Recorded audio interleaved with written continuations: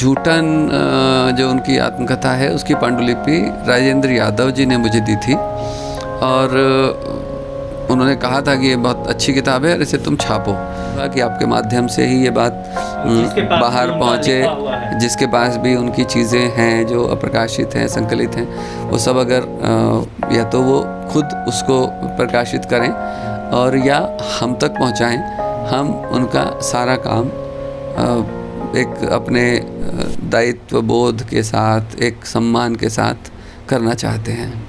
जब भी मैं हूँ अशोक दास, जब भी हिंदी साहित्य की बात होती है तो उसमें ओम प्रकाश वाल्मीकि का जिक्र जरूर आता है। वैसे ही जब ओम प्रकाश वाल्मीकि का जिक्र होता है तो वह उनकी आत्मकथा जूठन के बिना अधूरा है। जूठन एक ऐसी कृति है जिसकी हिंदी साहित्य की दुनिया में, हिंदी आत्मकथा की दुनिया में एक बहुत ही सम्मानित जगह है, एक बहुत बड़ा महत्व है। 30 जून को ओम प्रकाश वाल्मीकि जी की 71वीं जयंती है और इस मौके पे हम बात करेंगे राजकमल प्रकाशन समूह के अशोक माहेश्वरी जी से। अशोक माहेश्वरी जी वो प्रकाशक हैं जिन्होंने ओम प्रकाश वाल्मीकि की जूठन को प्रकाशित किया और उनके पास तमाम किस्से हैं इस किताब को लेकर और हम उनसे जानना चाहेंगे, जानने की कोशिश करेंगे कि आखिर वो किस्से क्या हैं। 30 जून को ओम प्रकाश वाल्मीकि जी की जयंती है। एक आपने उनकी जूठन प्रकाशित की है और तमाम किताबें उनकी जो है उनकी लिखी हुई है वो आपने प्रकाशित की है। एक लेखक और प्रकाशक का एक संबंध भी होता है जब वो इतना लंबा चलता है। आप ओम प्रकाश वाल्मीकि जी को कैसे याद करते हैं? ओम प्रकाश वाल्मीकि जी को मैं बहुत ही प्रेम और आदर के साथ याद करता हूँ। वो ये तभी से है जब उनकी पहली किताब हमने छापी थी। जूठन जो उनकी आत्मकथा है उसकी पांडुलिपि राजेंद्र यादव जी ने मुझे दी थी और उन्होंने कहा था कि ये बहुत अच्छी किताब है और इसे तुम छापो। पहली किताब हमने छापी, वाल्मीकि जी से मुलाकात हुई और उसी समय उनसे ये बात भी हो गई कि उनकी भविष्य में आने वाली सारी किताबें हम ही प्रकाशित करेंगे। उन्होंने भी इसे स्वीकार किया और लगभग निभाया भी। उनकी बहुत कम किताबें कहीं इधर उधर छपी हैं। जूठन छपने के बाद इसकी बहुत चर्चा हुई और इसे सबसे अच्छी दलित आत्मकथा माना गया, जो आज तक भी है। जूठन का दूसरा भाग बहुत बाद में आया, मतलब जैसे जूठन पहला खंड जो है वो वाल्मीकि जी की पहली किताब है, तो जूठन का जो दूसरा खंड है वो वाल्मीकि जी की आखिरी किताब है। और आखिरी किताब भी कुछ ऐसे कि पांडुलिपि जब उन्होंने दी तो वो बहुत ज़्यादा बीमार थे, हॉस्पिटल से आए ही थे और मैं पांडुलिपि वो अपने किसी रिश्तेदार के यहाँ दिल्ली में ठहरे थे, गंगाराम में उनका इलाज चल रहा था और पांडुलिपि उन्होंने मुझे दी और ये हुआ कि भाई जल्दी से इसे छपना है। और पहले तो काफ़ी पहले से उनसे ये बात चल रही थी कि पांडुलिपि तैयार कर रहे हैं, फिर उन्होंने बताया कि हो गई है और ये ले जाओ। मैं लेके आया, छपी, उससे पहले वो हम सबसे दूर चले गए। मतलब उसकी छपी हुई कॉपी वाल्मीकि जी देख नहीं पाए। जी सर, जब भी ओम प्रकाश वाल्मीकि जी का जिक्र होता है, आपने भी उनका नाम के साथ जूठन का जिक्र किया। आपने हज़ारों किताबें प्रकाशित की हैं अभी तक। जूठन कहाँ रखते हैं आप जूठन को? मैं जूठन को अपनी सबसे अच्छी किताबों में रखता हूँ। वो है भी, और जितने श्रद्धा के साथ और जितने सम्मान के साथ ये दलित जो पाठक हैं, दलित साहित्य के पाठक पढ़ते हैं, उतने ही सम्मान के साथ इसे दूसरे पाठक भी पढ़ते हैं। ये सबसे मतलब जो अपने अनुभव वाल्मीकि जी ने इसमें लिखे हैं, इतने ख़राब अनुभव इतने बैलेंस तरीके से लिखना आसान काम नहीं था। उन्होंने बहुत संभाल के लिखा है, लेकिन सच्चाई हमारे समाज की सच्चाई लिखी है। सर, ओम प्रकाश वाल्मीकि जी ने अपनी भूमिका जो लिखी है जूठन की, उसमें जिक्र किया है, मैं उसको पढ़ के सुनाऊंगा। उन्होंने लिखा है कि और अंत में अशोक माहेश्वरी जी, जिनके बगैर यह पुस्तक शायद पूरी ना हो पाती, इसे छापने में उन्होंने जो रुचि दिखाई उससे मेरी बहुत सी समस्याओं का समाधान स्वतः ही हो गया। क्या आपको एहसास था कि जूठन इतनी लोकप्रिय होगी? आपको क्या लगा उसकी पांडुलिपि देखने के बाद? नहीं, छपने से पहले तो ऐसा नहीं था। राजेंद्र यादव जी की सलाह थी कि भाई ये छापो और बहुत अच्छी किताब है, लेकिन छपने के बाद वो जितनी पसंद की गई, ये पहले एहसास नहीं था, लेकिन बहुत खुशी हुई हमें छाप के। यहाँ मैं चंद्रप्रभा जी का जिक्र भी ज़रूर करना चाहूँगा, चंद्रकला जी का। वाल्मीकि जी की पत्नी, उन्होंने भी उनका जितने दिन भी वो अब इस दुनिया में नहीं हैं, लेकिन जिस वाल्मीकि जी के बाद जितने समय भी वो रहीं, बड़ा आत्मीय मतलब एक उनके साथ रिश्ता रहा। उन्होंने सारे उनकी संपूर्ण रचनाओं के प्रकाशन की बात भी कही, उसके अधिकार भी हमें दिए। मुझे दुख है कि उनके सामने हम ये काम नहीं कर पाए। बहुत जल्दी ही इसे हमें करना है। वो एक मतलब एक मेरे ऊपर एक वाल्मीकि जी का एक काम है, एक जिम्मेदारी है जिसे जल्दी से जल्दी और अच्छे से अच्छे मैं करना चाहता हूँ। सर, जो रचनाएं कालजयी होती हैं, जूठन भी एक कालजयी रचना है, तो उसके पीछे एक कहानी होती है। जूठन को लेके आपकी क्या यादें हैं, प्रोसेस उसका? वाल्मीकि जी से आपकी पहली मुलाकात कब हुई, क्या बात हुई? देखिए, जो बातचीत ये सारी छपाई की हुई, लेकिन एक जब वाल्मीकि जी ने बताया कि जिस क्षेत्र के वो रहने वाले थे उसी क्षेत्र के हम भी रहने वाले हैं। हम लोग हापुड़ मेरठ ज़िले के रहने वाले हैं और लगभग वही एक पश्चिमी उत्तर प्रदेश का क्षेत्र है। और हाँ, मैंने अपने बचपन में खुद वो सब देखा था जो वाल्मीकि जी ने अपनी किताब में लिखा है। हमारे यहाँ भी एक मैत्रानी आती थी, मैंने उसे अपने सिर पे सब उठा के लेके जाते हुए देखा। वो अब सोच के भी लगता है कि वो सब कैसे होता था, वो मतलब कितना विभत्स था।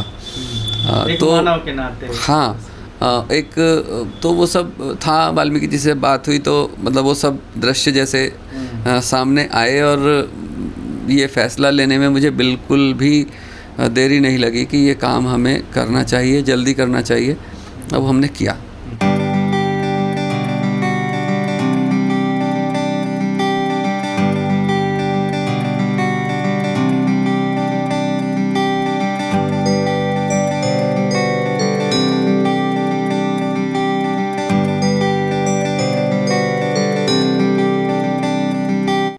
सर, जूठन के अब तक पहला इसका संस्करण कब आया था और अब तक कितने संस्करण प्रकाशित हो चुके हैं, कितनी प्रतियां लोगों के बीच में जा चुकी हैं? जूठन का पहला संस्करण 1997 में आया। अब तक पेपरबैक और जिल्द वाला मिला के इसके 25 संस्करण प्रकाशित हो चुके हैं। 10 जिल्द में सजिल संस्करण और 15 पेपरबैक संस्करण।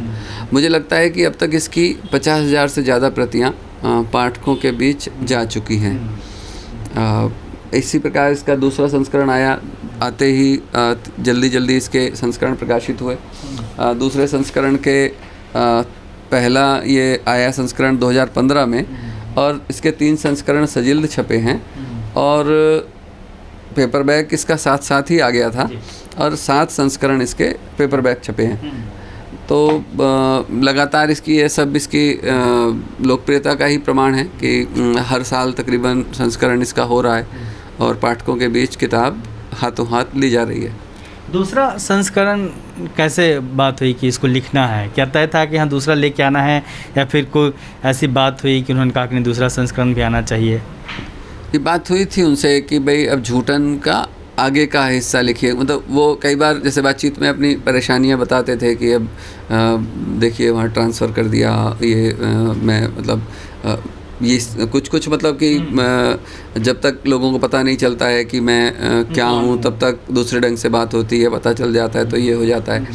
तो कभी ट्रांसफ़र से लेके परेशान होते थे, कभी और अपने कार्यालयीन परिस्थितियों से परेशान होते थे। तभी ये बातचीत हुई कि भाई आपको इसका अब दूसरा भाग भी लिखना चाहिए, आगे की बात। तो शुरू में तो उन्होंने कहा कि अब मतलब और किताबें आ ही रही थी उनकी, नहीं था, लेकिन बाद में वो बताया कि लिख रहे थे और दूसरा भाग उनके अंतिम दिनों में ही तैयार हुआ। और ये शायद दुर्भाग्य ही है कि मतलब हिंदी में एक ऐसी आत्मकथा है जो लेखक के आखिरी दिनों तक उसने अपनी बात खुद लिख दी है। अब वाल्मीकि जी ऐसा कर पाए, हम तो इसे उनकी अपनी आत्मिक शक्ति ही कहेंगे। उस स्थिति में भी इन्होंने सब किया। सर, आपने तमाम दलित साहित्यकारों की किताबें छापी हैं, बहुत सारी किताबें हैं आपके उसे। दलित साहित्य को, दलित लेखक को आपने बढ़ते हुए देखा है, उसकी प्रगति देखी है, उसके बारे में आप क्या राय रखते हैं? आज दलित साहित्य को कहाँ खड़ा पाते हैं, उसकी पूरे हिंदी साहित्य के भीतर क्या भूमिका है? इस समय तो दलित विमर्श एक साहित्य की विधा के रूप में विकसित हो चुका है और काफ़ी सारे लोग अच्छा काम कर रहे हैं। मतलब मैं अपना सौभाग्य ही कहूँगा कि दलित साहित्य की जो सबसे अच्छी 2 आत्मकथाएं हैं, उन दोनों का प्रकाशन हमने किया। एक प्रकाश वाल्मीकि जी की झूठन और तुलसीराम जी की मुर्दहिया और मणिकर्णिका।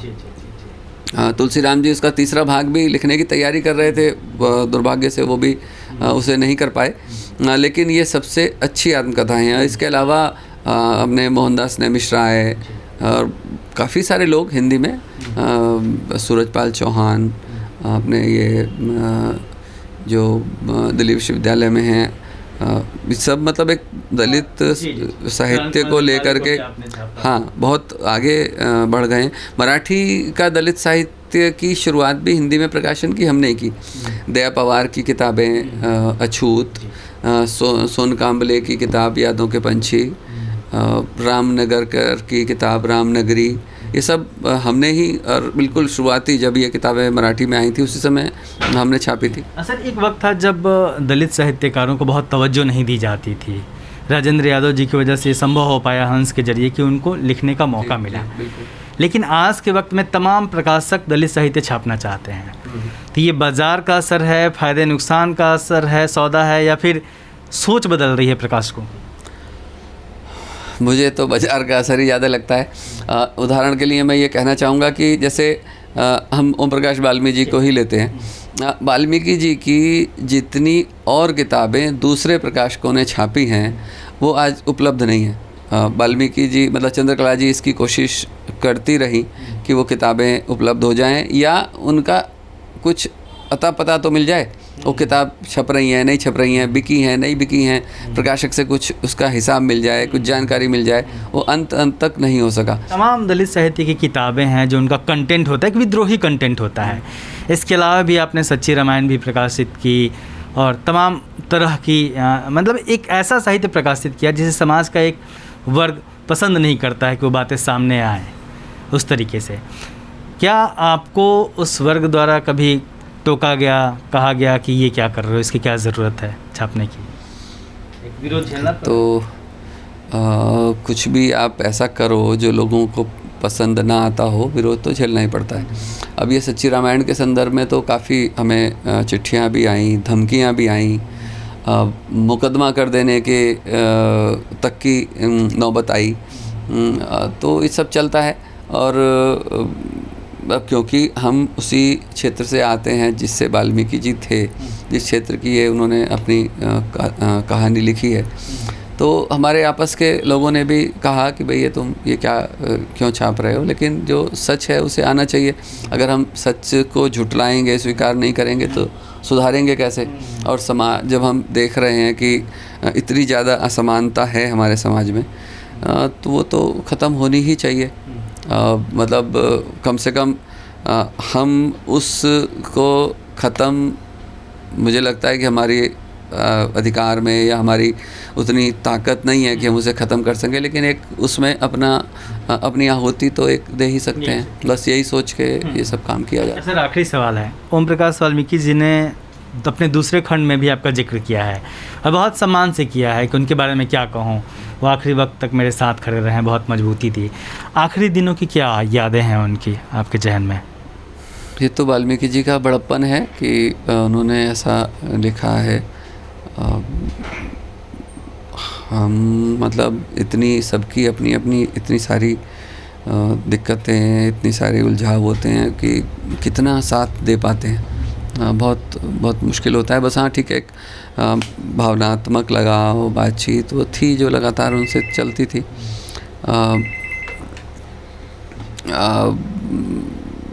बस यही कहूँगा कि वाल्मीकि जी अगर अभी और कुछ वर्ष रहते, कुछ अच्छा और लिख पाते, हिंदी साहित्य को कुछ और अच्छी चीज़ें उनके रहते आ पाती तो बहुत अच्छा होता। काफ़ी संभावनाएं थी, बहुत संभावनाएं थी, और उनका ही कुछ जैसा चंद्रकला जी बताती रही कि कुछ चीज़ें थीं जो अधूरी थीं, कुछ लेख थे जो अभी संकलित प्रकाशित होने थे, वो फिर बात हो ही नहीं पाई। कोशिश भी की, मैं देहरादून गया भी कि एक बार ले आऊँ, बट उन्होंने बताया कि कोई ले गया है उनसे, कोई रिसर्च स्कॉलर रिसर्च कर रहा है, वो चीज़ें पता नहीं लग सकी।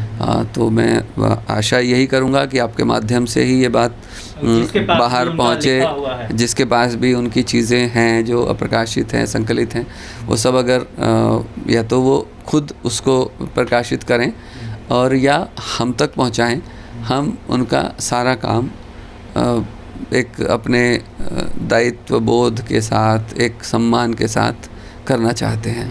जी, बहुत धन्यवाद सर। और ये बहुत बड़ी बात कही है अशोक माहेश्वरी जी ने कि ओम प्रकाश वाल्मीकि जी का जो अब तक लिखा गया साहित्य प्रकाशित नहीं हुआ है, वो इसे प्रकाशित करने के लिए तैयार है। और निश्चित तौर पे जो लोग भी इस वीडियो को देखें, अगर उनके पास ऐसी कोई पांडुलिपि है तो निश्चित तौर पे सर से संपर्क कर सकते हैं।